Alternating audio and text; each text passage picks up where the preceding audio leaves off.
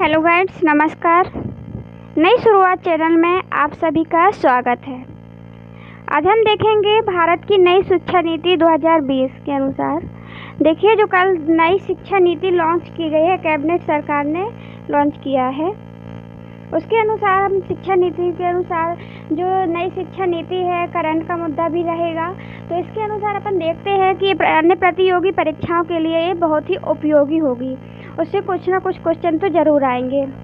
संविदा हो, सीटेड हो, चाहे एसएससी हो, कोई भी सभी प्रतियोगी परीक्षाओं के लिए बहुत ही उपयोगी है। तो इसी बेस के अनुसार, इसी का ध्यान रखते हुए हमने शिक्षा नीति के अनुसार कुछ एमसीक्यू लिए हैं, उनको लगाया। चलिए लगाते हैं एमसीक्यू।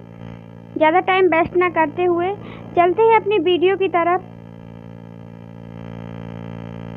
देखिए, क्वेश्चन नंबर फर्स्ट है जो भारत में नई शिक्षा नीति 2020 के अनुसार 12वीं के बाद इंटीग्रेट्स बीएड करने के लिए कितना समय लगता है। ऑप्शन नंबर ए है 4 साल का, ऑप्शन नंबर बी है 3 साल का, ऑप्शन नंबर सी है 2 साल का, ऑप्शन नंबर डी है 5 साल का।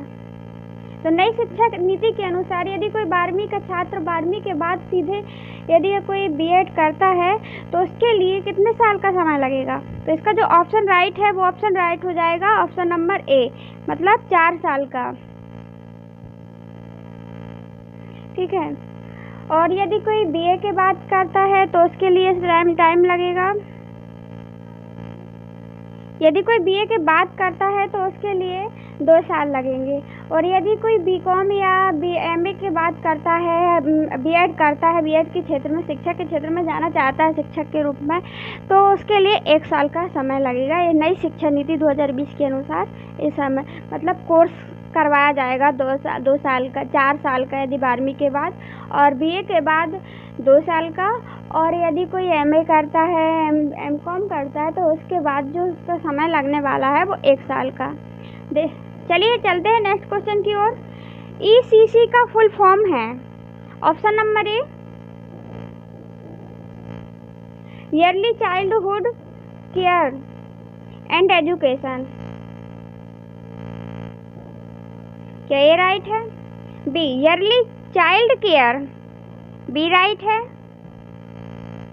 Option number C year child care education, option number D early chamber care education. तो इसका कौन सा राइट होगा, जल्दी बताइए। आपने पढ़ा ही होगा या फिर नहीं पढ़ा होगा, तो अभी तो पढ़ेंगे तो नहीं पढ़ा, हाँ देखा होगा, या फिर जो नई शिक्षा नीति में बदलाव आया है उसके बारे में कोई ना कोई जानकारी तो ली ही होगी। क्योंकि प्रतियोगी परीक्षार्थियों के लिए हर क्षेत्र की जानकारी रखना जरूरी होता है। कौन क्वेश्चन से कब भेंट हो जाए कोई पता नहीं होता है परीक्षा में। तो जो इसका ऑप्शन राइट है वो है ऑप्शन नंबर ए।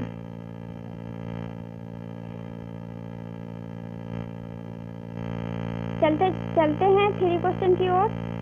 शिक्षकों को गैर शिक्षक के रूप में हटाया जाता है, काम से हटाया जाता है 2020 की नीति के अनुसार, लेकिन ड्यूटी लगेगी। मतलब शिक्षक को गैर शिक्षक कार्य भी करने पड़ते थे अभी, तो बहुत से हटा दिया गया है। उनको उतने ज़्यादा काम नहीं करने पड़ेंगे, लेकिन कुछ काम अभी भी हैं जो कि शिक्षकों को गैर शिक्षक के रूप में कार्य करना पड़ता है।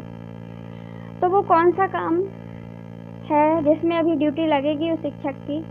तो ऑप्शन नंबर ए है जो क्या है, चुनाव के क्षेत्र में लगेगी क्या, या आपदा प्रबंधन में उनको कार्य करना पड़ेगा।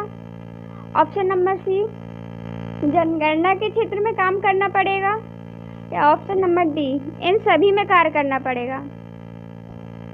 तो जो इसका ऑप्शन राइट है होगा वो होगा ऑप्शन नंबर ए, मतलब उनको चुनाव के क्षेत्र में ड्यूटी लगेगी और वो चुनाव के क्षेत्र में उनको अभी भी काम पे करना पड़ेगा, लेकिन आपदा प्रबंधन में, जनगणना में उनसे हटा दिया गया है।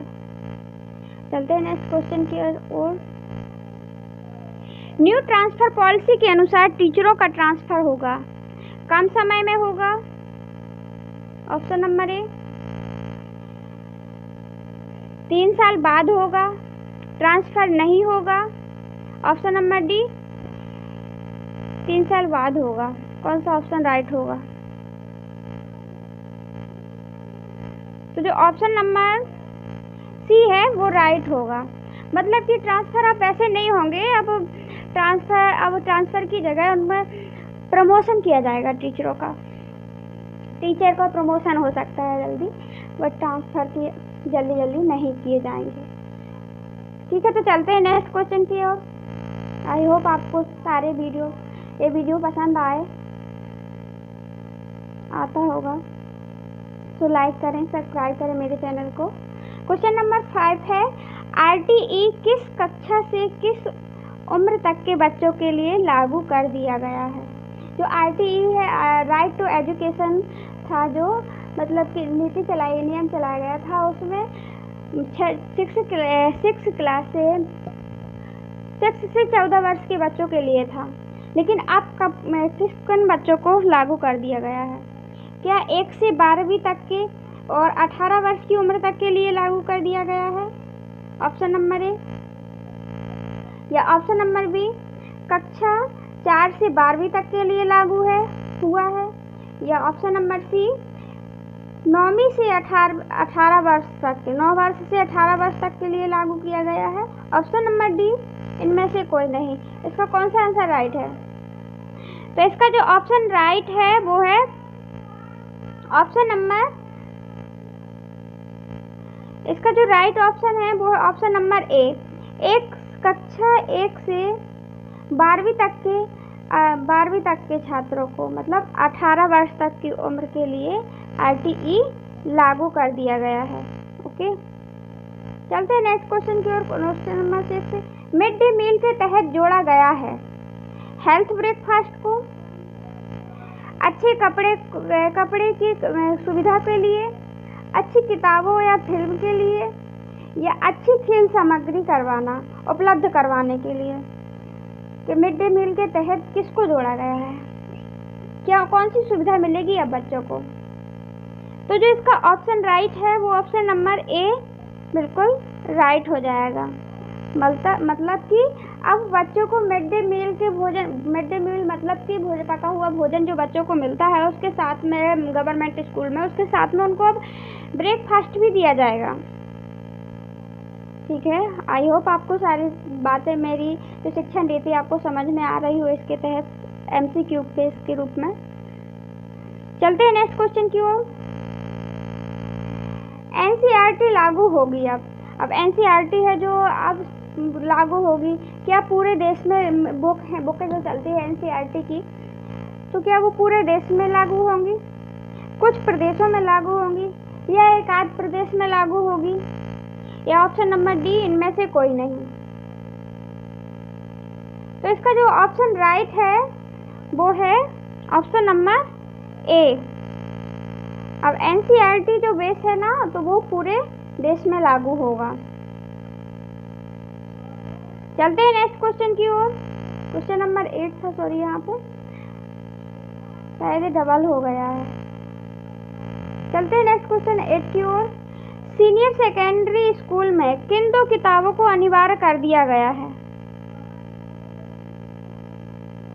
ऑप्शन नंबर ए, सामाजिक विज्ञान और विप्लव विज्ञान को कर दिया गया है क्या अनिवार्य रूप से? अब हायर सेकेंडरी स्कूल के बाद अब सामाजिक विज्ञान और विज्ञान पढ़नी पड़ेगी।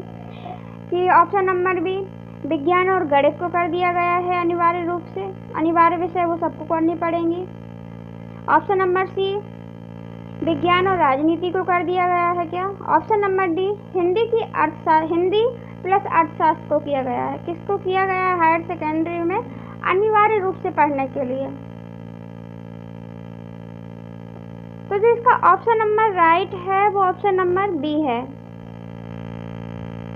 जो विज्ञान है और गणित है ये अपने दैनिक लाइफ में भी बहुत ही उपयोग होती है। तो विज्ञान अंधविश्वासों को खत्म करने वाला तो सबसे बड़ा मानती हूँ, और इसकी अपन देखते ही हैं देश के बिना तो अब जीवन लाइफ ही बेकार हो जाती है। अपन मोबाइल चलाते हैं, लैपटॉप चलाते हैं, क्या नहीं करते हैं विज्ञान के थ्रू। और गणित मैथ इसका तो बहुत ही उपयोग है। तो ऑप्शन नंबर बी है वो राइट है। ठीक है, चलते हैं नेक्स्ट क्वेश्चन की ओर। क्वेश्चन नंबर 9, स्कूलों में सरकार का होगा। क्या स्कूल में सरकार का यहाँ पे ये हस्तक्षेप होगा? कैसा? एक क्वेश्चन ही है। होगा हस्तक्षेप कि नहीं होगा? Option number B. Option number C, बिल्कुल नहीं होगा। ऑप्शन नंबर डी, यह समाप्त कर दिया गया हस्तक्षेप। ये क्वेश्चन ही है। ठीक है, स्कूल में सरकार का हस्तक्षेप होगा। कैसा होगा? क्या नहीं होगा, यह बिल्कुल नहीं होगा, यह समाप्त कर दिया गया है।